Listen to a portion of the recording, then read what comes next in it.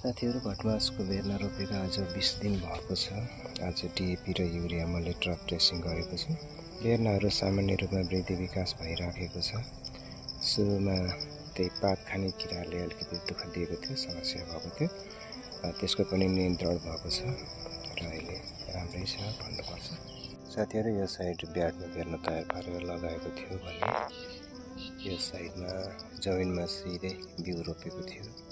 जम्मी 5 दिनको फरकमा लगाएको हो र वृद्धि विकास हेर्दाखेरि सामान्य रूपमा उस्तै नै देखिएको छ। बिरुवाहरू त्यति हरियो त छैन, फिक्का खालको छ। कोही कसैले रासायनिक मलहरू हाल्न पर्छ भन्नुहुन्छ, कोही कसैले पर्दैन भन्नुहुन्छ। यो दोधारको बिचमा पनि मैले युरिया र डिएपी र ड्रप ड्रेसिङ गरेको छु।